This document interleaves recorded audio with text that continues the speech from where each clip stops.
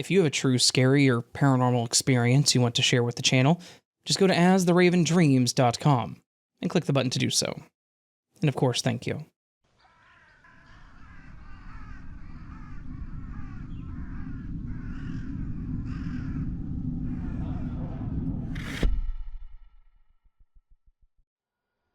For as long as I can remember, I've been having this recurring dream about an old town that comes alive at night with the sights of a carnival. The dream seemed to be less detailed and short at first, but over time, I've remembered more of it and could recall more details. In the dreams, it was as if I was just walking around, taking in the sights of it all. I remember hearing people screaming from the rides. I remember the game booths and hearing the men call out to gain attention. I even remember the smell of the popcorn and funnel cakes. I went to the fair with my family before, and the dreams started after that, so at first we all thought it was just because of that. For years, I dreamt of that carnival, and all the festivities in it. I loved going to them every year too, but while some kids were upset to have to leave the fun, it always seemed more severe than that. I almost felt homesick when we left, like I was leaving something behind. The obsession with the carnival slowly increased as I grew up. I always played in my room as if I was a carny, trying to get people to join in. I would set up all these stunts for my toys and stuffed animals, and even got my siblings involved and made play money for my parents to pay and attend. I would dress as a clown, or something similar several times for Halloween. One of my birthdays was carnival themed, and my parents set up little booths for the snacks and the games. I even got this wonderful children's play tent that looked like it came straight from the carnival. Something about it all just brought me pure joy. But then, the dreams started to shift a bit. Instead of me walking around and enjoying it instead appeared that I was now sitting still while others continuously walked by me. Then it seemed like those walking by would always be staring at me. They would keep walking, but everyone would glance over as they passed. I couldn't see myself, so I had no idea why. Even those dreams started with me entering the carnival, and had some pleasant parts to them too. But the more people that looked at me, the more the dreams became less wanted. The people would slow down, some would stop, some would point and laugh while others looked scared or almost like they took pity on me. I didn't understand it, but I was becoming angry. I wanted to shout at them to stop staring, but I couldn't bring myself to do so. I knew what to say, but I just didn't seem to have a voice. Those dreams, they started changing as I grew up. I still enjoyed the carnival, but I was much less obsessed until I started having these dreams. This made me again focus on it and question what the meaning of it all was. Did it have a meaning? Was there some kind of message behind it? Or was I just the lucky kid with a recurring dream that would just slowly drive me insane? Because I was a preteen boy, I didn't like to show my feelings or weaknesses, so I never told anyone about the shift in my dreams. My parents had even practically stopped asking about them, so I felt that they weren't important, and maybe it was best for me to just try to ignore them. But I could tell that it was affecting me mentally. The dreams would enrage me, and I would wake up in a bad mood. I seemed to pay more attention to the way people looked at me and treated me, almost to the point of paranoia and annoyance. I felt like I didn't belong. I felt like I was having more bad days than good. But this was just how I lived my life, thinking it was just me. As a teenager, my family stopped going to the carnival, so it never really crossed my mind. And that was until there was a commercial for a carnival that was going to be in town. I don't know why, but it got my attention, and I felt like I needed to go. I brought it up to my parents, asking them if they were interested, and they kind of looked at me strangely, asking why I would want to go. They also commented that they thought I grew out of it as a kid, and they really didn't answer my question. But I already knew the answer. It looked like if I wanted to go, I would be going alone. So, when the time came, I told my parents I was going to go to a friend's house for a while and then set out to the carnival alone. To my surprise, the moment I stepped onto the carnival grounds, a wave of happiness and comfort washed over me. It felt like coming home after being away for a very long time. The lights, the laughter, all the smells and the energy, everything seemed familiar. I remember just being overwhelmed with the feeling of belonging there. I didn't understand why I felt this way. I knew my obsession as a kid, but this just felt different. As I roamed around, enjoying my time, I came across a section called something like the bizarre and strange, and was once again drawn to it. As I walked through, I saw people like the sword swallower, a contortionist, and even a fire juggler. And while most people would enjoy those sights, I was more focused on the spectators. Some of the things they said, or the jokes they made, put me on the offensive. Overall, though, the connection to the carnival was so strong that I felt like there had to be a reason. There had to be something other than just enjoying it. But I didn't know what. I didn't know what to do with this information or where to go with it. But then, it was like going to the carnival awakened something in me. I had another dream, but this time it was clearer. I walked by a stall with a name, something along the lines of the Lizard Man. It was in first person, so it was as if the person was me. And I walked behind the stall and waited, as others all walked by and stared. That's when the feelings of being watched and being angry came back. When I awoke, I quickly made a note of my dream, something I had started doing. I've never gone to a carnival or circus of any sort and seen something called the Lizard Man, and I felt something telling me that there was more to this. I started researching this more, and after a lot of digging around, I finally did. There was something called a freak show back in the 20s, where it was basically a showing of people and creatures with birth defects or unique abilities. One of those people in the show went by the Lizard Man. His limbs hadn't formed properly, so they were much shorter than normal, and he had random patches all over his skin that were purple or gray in color, and almost scaly to the touch. People said he looked like he was a cross between a human and a lizard. Unfortunately, a lot of his personal information I couldn't find because of where he resided, and the show was not in the US, so it was all in a different language. But while I couldn't read it verbatim, I felt like I knew this person. I felt like I knew what it said. And the only thing that makes sense to me, the only thing I can seem to grasp about all of this, is that I used to be him. All of the recurring dreams about this old-timey carnival, of being behind a stall and being watched or made fun of, even all these issues and fears of people judging me and feeling like I have to be my best at all times.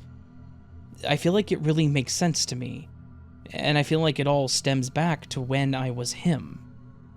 My parents are both pretty religious, and their religion doesn't believe in reincarnation, so when I even brought up the idea of past lives, without even mentioning my opinion or experience, my dad laughed, and my mom told me that it all wasn't real. Needless to say, I didn't tell them about it.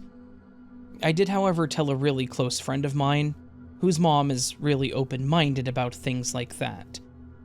They both believe me, and her mom mentioned how there are past life regression therapists out there, and now I really want to go see one. I've since graduated and moved out, so now I feel like I can really focus on myself and what I want to do with my life. I want to see if I can get more information about my possible past, but also maybe get some closure so that I can move on and live a happy, normal life now. For both of us.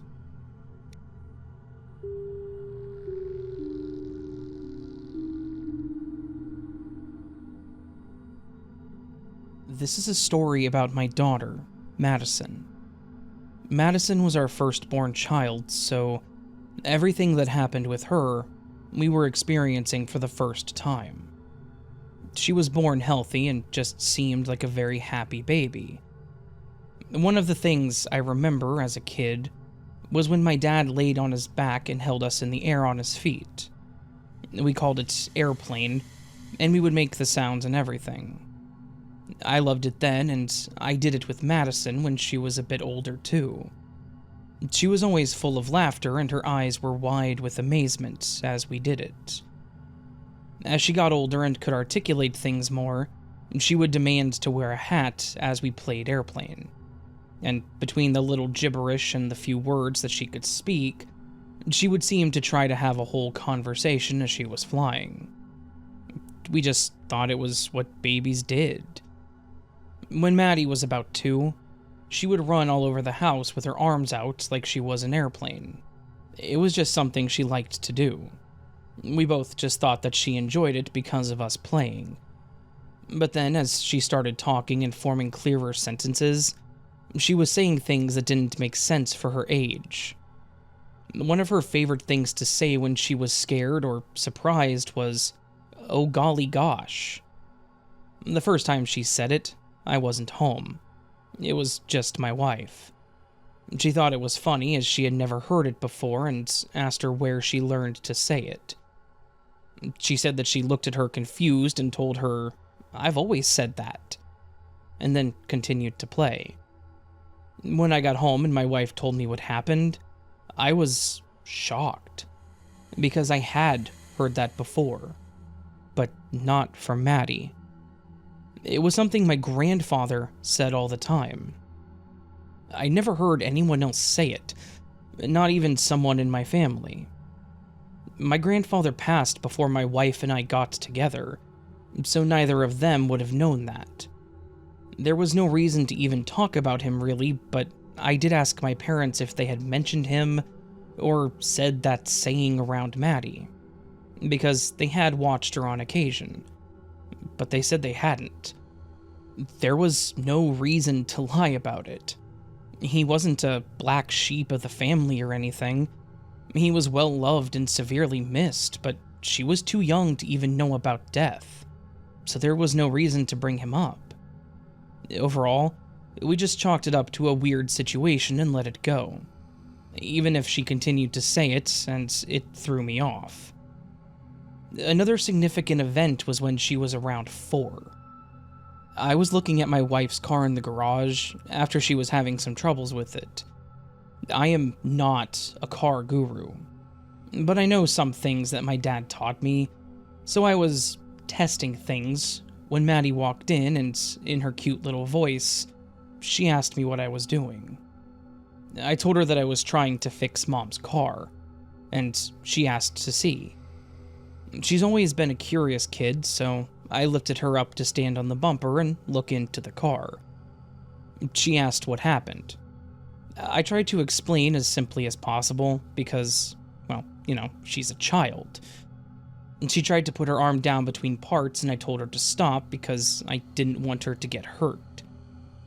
She put her other hand out to stop me and said, "I know what I'm doing, Mikey." I was taken aback for a couple of reasons. I had never heard her voice get so stern before. I'm her father, and she has always called me as such. My name is Michael, but not even my wife calls me Mikey. Very few people in my family do. One of those people was my grandfather. I just stared at her and watched as she struggled to reach into the car. She then pulled her arm out, exasperated, and said she couldn't reach it, but started explaining something down in the parts of the car. I put my hand in there and pulled out a clip that seemed to be warped and broken. She then explained, in a way that a child would, that it was a bad broken part, and that it wasn't closing. I was confused, so I just thanked her and she went back to her cute voice and walked out of the garage. I called my dad and explained to him what the car was doing, and he literally explained the exact thing that Maddie had, that the part was bad, and that it was causing an issue with the seal. In other words, not closing. I replaced the part and the car seemed to be back to normal. How would my 4-year-old that had never worked on a car, obviously, even know that? And know the purpose of the part? It was such a strange event. But the biggest memory that really made me realize there was something more going on here was one 4th of July night. We just had a small thing at home with the 3 of us. It was getting late and we were picking up as Maddie was swinging. She liked to swing pretty high and jump off the swing yelling, "Gear up!" And then she would run around the yard like an airplane until she finally landed in the grass near us, sprawl out, and then stare up at the sky. She giggled and then said, "Daddy, do you remember when I was a pilot?" My wife and I just looked at each other confused. She'd never been on an airplane, or actually even seen one up close. My wife laughed and said, "When would you have been a pilot, Maddie?" She rolled over, looked at my wife with this kind of duh look on her face and said, "In my old life, remember?" I tried to tell her that she'd only had this life and ask her what she meant. She had so much confidence in her voice as she told us that we were wrong, and that she had an old life just before she died. We didn't really know what else to say, so we just let it go. Later that night, my wife and I talked about what she said, and tried to think of every possibility. We were always open with her and any questions she asked, because she just always seemed like a really curious type of kid. She was very curious, and she wanted to know how things worked, but it was also a lot more modern stuff. Like when we got a flat screen TV, she was strangely amazed by the technology. She was amazed by the computer when I tried to search how the bulky tube TVs differed from plasma flat screens. But as we talked, we couldn't think of any shows that we had watched about death or pilots. We weren't even really religious.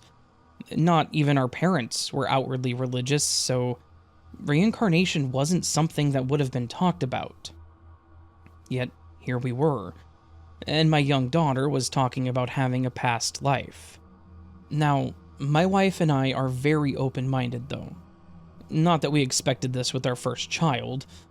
So, after dinner one night, we started watching some unsolved mysteries. And there happened to be an episode about reincarnation. I nudged my wife to look at Maddie, as she had stopped drawing and was watching the TV very intently. When it went to commercials, I asked, "Hey Maddie, do you think that's what happened to you?" She turned around surprised and said, "Well, yeah, that's exactly what happened." I thought that I would try to see if she remembered anything else, so I asked her if she remembered her name. She didn't hesitate when I asked, and she said Leo. I was shocked for multiple reasons. It was crazy to hear her give a name, but she also gave the name of my grandfather. With her using his weird little catchphrase, knowing about cars and claiming she was a pilot, that all matched my grandfather. He was in the Air Force, and he was a highly regarded pilot. When he retired, he had his own little car shop that he ran out of his garage, which was how my dad had learned as well. He was also one of the few people in my family that called me Mikey. While I didn't want to ask, because a young child should not know and understand death yet, I did ask her how he died. She got up from the floor and came over to me, putting her little hand on my knee and looked me in the eyes. She had a look of pity on me, and in a lower, softer tone, she just said, "I didn't kill myself, Mikey. It was my lungs. They just gave out. But I'm okay now. Then, she went and sat back down to watch TV. I tried not to let my wife see, or even Maddie see, but my eyes were admittedly filled with tears. I had to leave the room to compose myself. My grandfather had lung cancer. We all knew it. It was too far in for chemo to make a difference, so they just gave him some medications to try to make him comfortable with however much time we had left. My grandmother came home from an appointment to find him slumped over in his chair next to an open pill bottle, and it was assumed that he had ended his own life.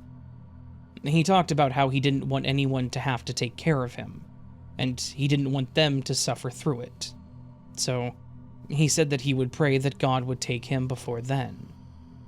That made us all think that he did it out of guilt or grief.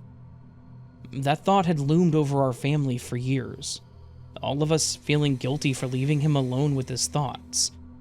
But here my daughter was, claiming to be Leo, and telling me that it was the cancer after all, and that it was just his time to go. I was an obvious wreck, and a mix of emotions. I finally calmed down and explained to my wife, and then I called my parents again to ask if they had mentioned him at all to Maddie. They once again said no. I didn't tell them the whole thing because, again, I didn't think they would believe it, and I really didn't want to upset my dad. But I held what she said very close to my heart, and it comforted me knowing that he didn't suffer and that he was okay. Maddie is now 26, and she remembers talking about it as a young child, but she said most of the memories are now gone. I think after she told us how he died, that it seemed he was finally able to move on, letting Maddie live her own life. Whether she really used to be my grandfather, or there was more to this, I will never know. But I will never forget it. And I'm lucky to have such a wonderful daughter, and that second chance at a final goodbye.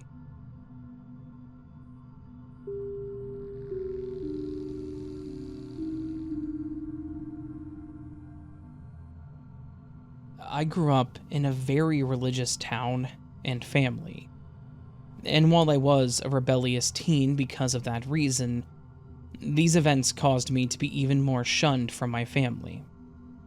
With that being said, I don't talk about it to just anyone, in fear that my daughter might be picked on. I don't care about me. I'm an adult and I can handle it. However, I do love hearing similar people's stories because it let me know that we aren't alone, so I would like to share this with you as well. I had 2 kids, 1 boy and 1 girl from a previous marriage. When I met my now husband, we wanted to try for 1 more kid, but I had had a miscarriage, which stopped us for trying for some time. I felt guilty, like it was my fault, and became depressed. But something told me that we shouldn't give up, and after some self-reflecting and healing, we started trying again. To our surprise, I was pregnant around 2 months later. However, that was the worst pregnancy I ever had. I had many complications, to the point that the doctor even told me that if I continued with it, that the baby may have complications. However, my husband and I persevered. Grace was born premature, but otherwise turned out to be a very healthy baby. In fact, her infant years were the easiest ones of my 3 kids. Our life was pretty normal from there, as much as it could be. But once Grace was old enough to talk, that was where things started to change. I would see her just stop talking or playing with her siblings, and just watch them with puzzled looks on her face. One time she did this, and I asked her what was wrong, and she said, "It's all wrong." But she wouldn't elaborate. That was until I finally pushed her. She asked what happened to her baby brother. I told her that she never had one, and she told me that I was wrong, that she had an older sister and a younger brother. As mentioned, she had an older brother and an older sister, but no younger siblings. She swore that she was the middle child, though. She even told me that I wasn't her first mom. I once again told her that she was incorrect. I was her mom. I would know because the pregnancy wasn't easy. But she replied with, "Yeah, you're mom now, but I had another mom." At first, I thought maybe she watched something, and maybe a family with a middle child that she connected with, so I just let it go. But then there was another unexplained issue. She seemed to be afraid of snow. The first time she saw it, she didn't want to touch it. She didn't want to be in it. The first time I tried to take her out to play in it, she screamed and cried until I brought her back inside and calmed her down. What kid didn't like to play in the snow? However, fears can be irrational, right? So I let it go. But since she still had to go outside to go to school, she slowly got better. But she had to be with someone at all times. She would not let go of my hand, or she wouldn't leave her siblings' sides. One day after she came in from simply standing on the porch, making a snow castle, I asked her why she was so afraid of snow. And she replied with, "Because I died in it." I just remember looking at her funny and thinking maybe she was mistaking the word died for something else. Maybe she meant she got cold, or she got sick or hurt. So I tried asking her what she meant, and when this happened. And she explained it in detail. She said she was playing with friends in the woods until she had to go home, but she got lost and didn't know how to get out. She said she was alone and scared. She said that she got really cold and really tired, so she sat down, and as she was starting to feel warm, she fell asleep. I tried asking her when this happened, and she just shrugged, saying that she didn't remember, but it was a long time ago. I asked her where this happened, and she just said, "Soda." It happened in Soda? What is Soda? I tried asking her what that meant, and she said that she didn't know, that she just remembered that it was in Soda. I sat there in silence, not knowing where to go with this, and that's when she told me that that was why she was here now. Then after she fell asleep, she got to choose a new mom, and she saw how sad I was, so she wanted to help. I was so confused, but I just let it go, not knowing what to make of any of it. But as she mentioned these things more and more, curiosity got the best of me, and I started looking into it. Maybe there was something on the news recently about someone dying in the snow, and she locked onto it, causing her to be afraid of the snow. I hadn't found any local stories of someone dying, but I did find some stories about people dying in the cold. One story I found was about a young girl that went missing for 2 days and was found in the snow. She had died of hypothermia. Police suspected foul play because she was found with some of her clothes having been removed. But there was no other information on this case. There were 2 problems with this story. This happened years prior to Grace being born, so it definitely wouldn't have been on the TV. But it also wasn't in our state. It was in Minnesota. And that's when it clicked. She was saying soda. She was too young to know the states, so maybe that was just something she remembered. I wanted to get to the bottom of this, so I called Grace into my office. Before I could say much, she saw the girl on the screen and got excited. She pointed and said, "Hey, that's me!" She started telling me more about this life, and when I mentioned Minnesota, she started jumping up and down and said, "That's it, that was it." I had heard stories of past lives but never experienced it or knew anyone personally. It was the only thing that made sense to me. How else could she know about any of this? She could barely read. After looking into this case more, I was able to track down the girl's mother on Facebook, I really wanted to reach out to her to ask more, but I hesitated a lot. What if she didn't think the same way? What if I just opened old wounds again and caused her to hurt all over? But then something nagged at me to just do it. So I finally did. To my surprise, the woman replied and said that she was willing to answer any questions if it meant I had any information to help. I was expecting her to call me crazy or to block me or something, but she was kind. She agreed that what Grace explained sounded like what happened to her daughter. So after talking for a while, she actually invited us to meet her in person. We lived in Nebraska at the time, so it's not like it was around the block. But after explaining this all to my husband, who had also been very open-minded, he thought that we should consider it, especially if it can help not only Grace move on, but maybe even give this woman some closure. So, Grace and I took a trip up north a month later to go meet this woman, expecting to just spend the weekend there.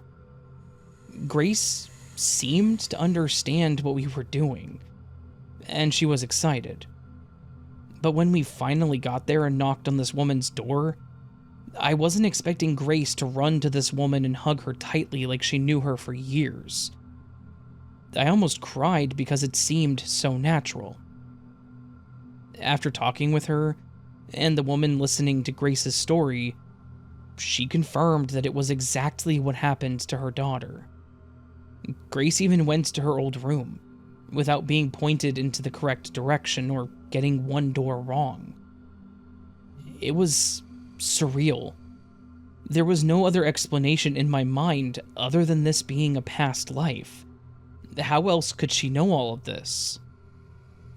Overall, the visit seemed to go very well for everyone involved. That woman and I became very close friends, and Grace finally lost her fear of the snow. She understood the safety in it, and making sure to not be alone and to stay bundled up, but otherwise, she went out in it as normal. We still talk about this on occasion, but it seems to just be part of Grace now instead of controlling her. But her second life gave 2 other people the chance to heal. And for that, I really don't need any other explanation.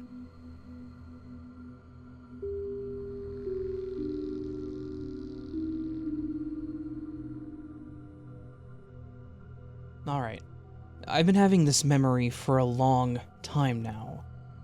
I started remembering only small parts since I was 7, and kept remembering bits and pieces throughout my life. I'm gonna go out and say it, this memory that I have is of the other side.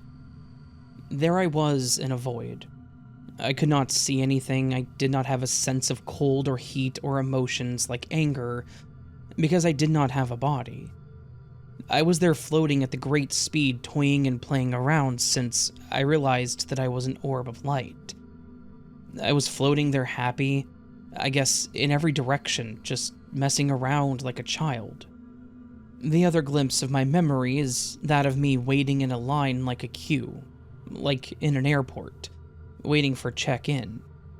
And it was a white, I guess everything was white and there were other orbs like me.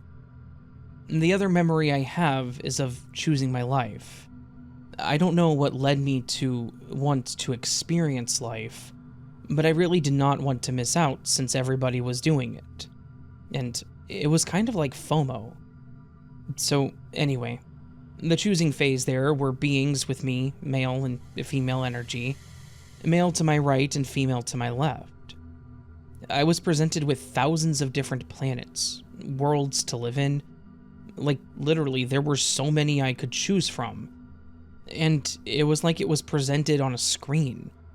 In those, I saw futuristic cities, like metropolis types, and the feeling that I get from that world was that it was a very advanced civilization. And on the other screen, I saw these reptilian humanoid beings in a cave. Or rather, he just got out of the cave to view the landscape. It was night, and it was a dark blue rocky area / world. It was overwhelming to choose just one life, and I did sense that there was a pressure to hurry up, so I was kind of recommended by the beings, guides, entities to go to the planet Earth. So then I was to decide which of the family and years I wanted to incarnate to, and what life I was going to have. There were maybe 3 or 4 options to choose from. Anyways, I was kind of interested, or rather considering to choose options, but I was again recommended to choose one family over others. Or rather, I guess, I wanted to at least incarnate in the country, city that was most advanced. I saw glimpses of what that life would be like, and I saw that I would get to experience life in other countries. I saw what my body would look like. So, anyway, the advantages of this life would be to get to experience life in other countries, and this life would be much more relaxed in comparison to other options. But there was going to be suffering internally.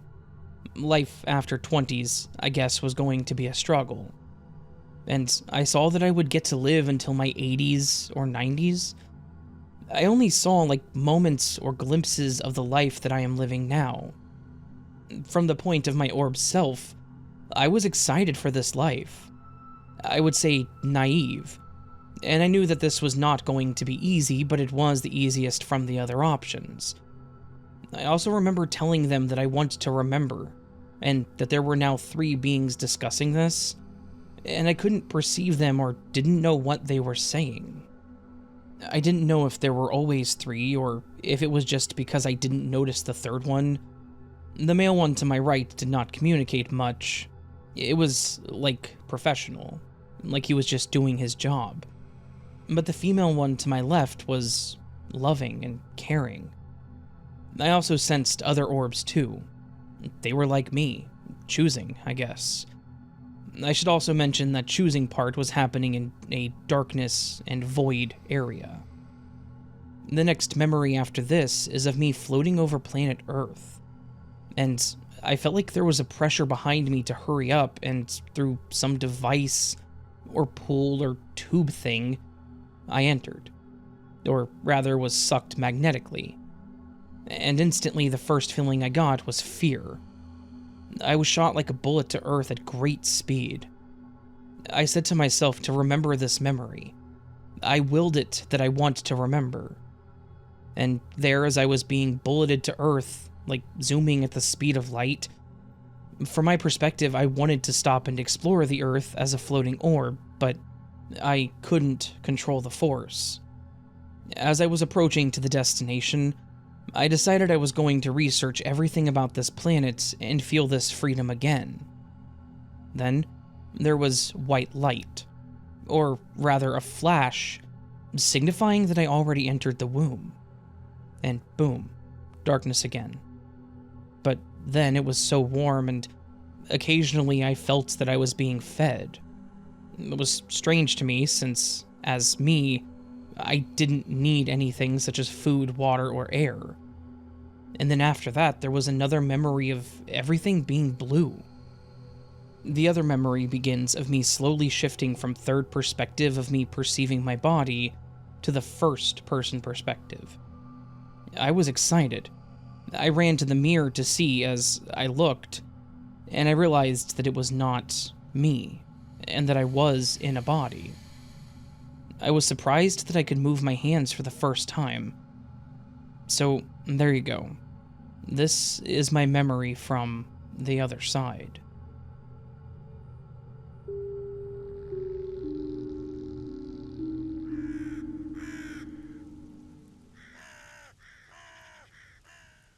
So that, my friends, was a collection of some chilling past life stories.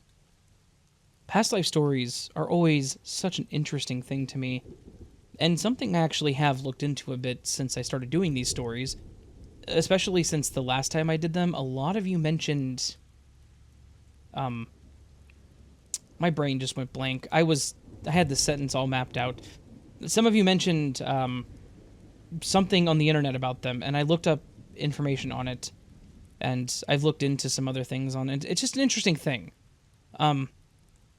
Not to get into like personal beliefs or anything like that, but this is an interesting phenomenon that is just interesting. It's really bizarre. I don't have any obvious memories of a past life. I don't really know anyone that does, but to know that there are several people, a lot of people out there who claim to have these memories or who have children who seem to have these memories it's intriguing. It's very interesting to me. And it's really interesting to read about how a lot of the time these memories seem to disappear as we grow up. So, I don't know.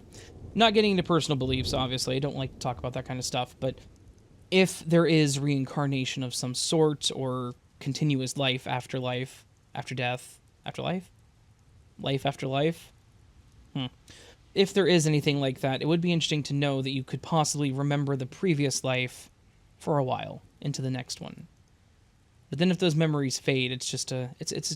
It's just weird. It's cool stuff. Cool stories, very interesting. Love them as always. Hopefully you all enjoyed them as well. Because I know you guys like these stories, so I like getting them and finding them and such. And of course, I guess I should say thank you to everyone who submitted their story and for a rarity, person on Reddit who let me use their story. Not saying it's rare that people on Reddit let me use their stories. I just typically don't find these stories on Reddit. However, I did actually find a subreddit that's dedicated to stuff like this. So, yeah. Like, specifically. Which is really cool. Anyways, if you enjoyed the stories, please do hit the thumbs up button. That would help tremendously. If you liked what you heard and want more, consider subscribing, hitting that bell thingy. I post frequently, typically 3 times a week. This month I've posted every day since, I think, the 3rd. I've been consistent. It's been 20-plus days, and we're still going strong. You can also leave me a comment to let me know your thoughts, what you think of this kind of stuff, what you don't think of this kind of stuff. If you don't want to talk about it, that's totally fine. How you're doing, what else you want to hear on the channel, if there's anything crazy you want me to look into or anything like that. I always like to talk about stuff. And, yeah. You can also join Patreon and memberships. We get early access to content like this, and that's pretty much the end of it. I'm rambling. I'm rambling, apparently. I hope you all having a beautiful weekend. Hope I do see you again here very soon. But until then, remember you are loved, you are valid, you are important, you are the best you that you can be. Do not forget it, and don't let anyone tell you otherwise. And make sure you stick around for next week, because let me tell you, next week, based on my calendar, is going to be a doozy. And of course, much love and sleep well.